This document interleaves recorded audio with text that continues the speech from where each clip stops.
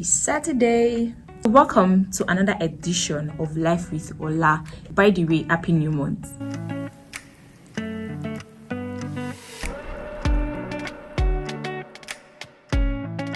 If you stumbled on my channel and then you click the button and you watched my video and you see me right now, you have my heart.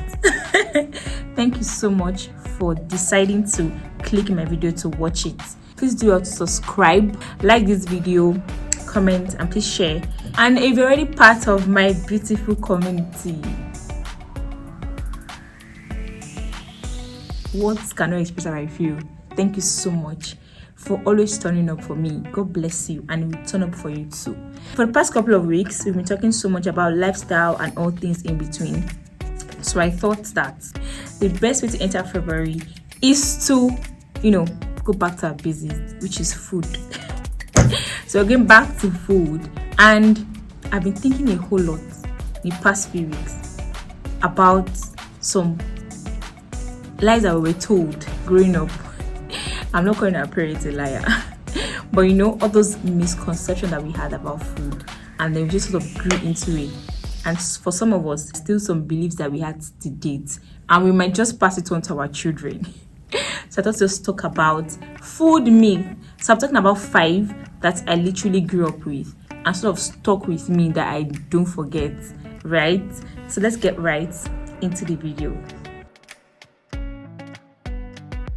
So the first one on my list is, if you eat fish eye, you become a dullard. Like, guys, that sweet fish eye, that sweet ball, that very good, it's succulent, like this juice that comes from the fish eye. And this particular myth even led to the song that you sing for those that fail a test while we're in primary school. This song, Olodo Rabata, Ojo Ejalo Maje, Oniwo. Thinking about it now, right?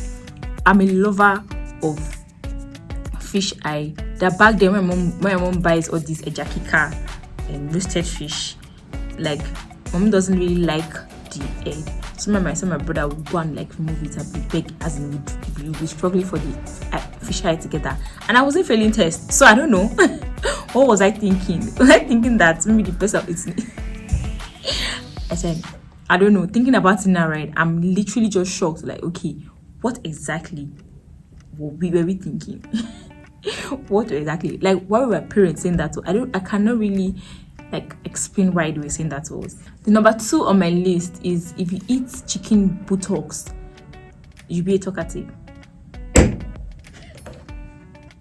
Guys, to date, right?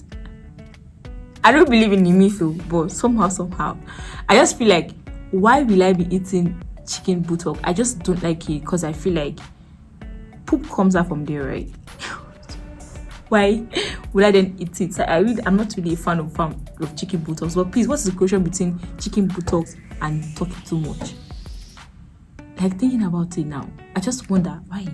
The 3rd on my list is that if you eat while standing up, the food goes to your feet.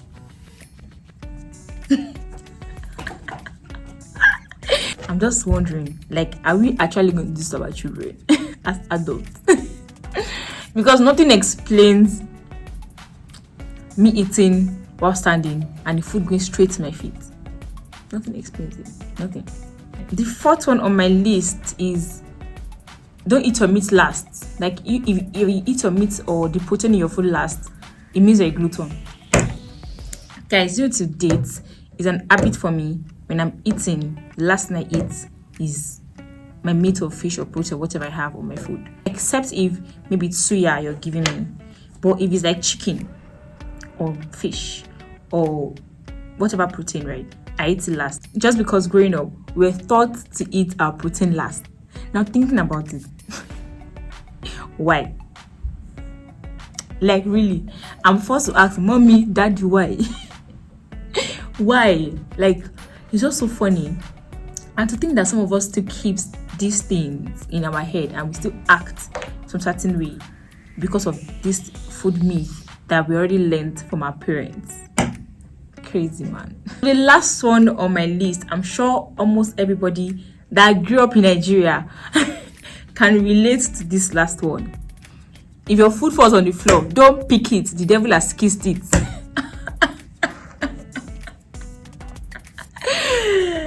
See what? Nothing can explain this food myth. I can, because this last one particularly is just you telling the child, oh, don't touch the food or whatever that's edible that's touched the ground. It's unhealthy because it's the ground. People have stepped on it. There are dirt on the ground, so germs will probably have like perched on the food. So don't eat it. So why can't you just tell us, parents, that this food you're about to pick back home is unhealthy for you? It will make you sick. It can maybe give you food poisoning. It can maybe, it's not just good for your health. And they will listen. It just shows that, right? I don't think our parents believe in us to, accept the truth when they say it. That's why they had to put in a little bit of fear in us growing up, just so that we maintain. Because nothing, absolutely nothing explains this. But as for the one with food falling on the floor, thinking about it now, it just sort of explains that part of the mechanism our parents had, to train us, was to put a little bit of fear in us. So when you think about it, if I touch this food on the ground, devil has kissed it, and I'm a child of God. I don't want to go to a fire. I definitely would drop it. Oh, if I shoot chicken butts, I'll be talking a whole lot. I don't want to be talkative. I'll drop it. If I should think about if I eat fish eye, I'll be a dullard. Who wants to be a dullard? You drop it. If I think about my food growing on my feet, let me just sit down and eat. You sit down and eat. So I think it's just those things that they put in us to make us disciplined, to act right. But thinking about it now, good necessary. Just tell us the truth. But on another note, right? You know how children can be. Some children don't agree. Like, they won't have their way a lot of times. So I think saying all these things were ways to just inflict fear in children to behave. So guys, thank you so much for watching this video with me. I really want to know what you think about this video. I really want to, hear the food myth that you had growing up, the things that your parents told you, and now thinking about it, you're like, how? I really want to know if you still abide by this food myth. For me, like I said, I cannot eat my protein once I'm done with my food. And I'm hoping I don't pass it to my children. But yeah, so please comment, engage, like this video. When you like my video, guys, it helps my video to be seen by other people, and I really need the reach. So please help me to like my video, share this video with your G's, like share it with your G's. And Valentine is coming.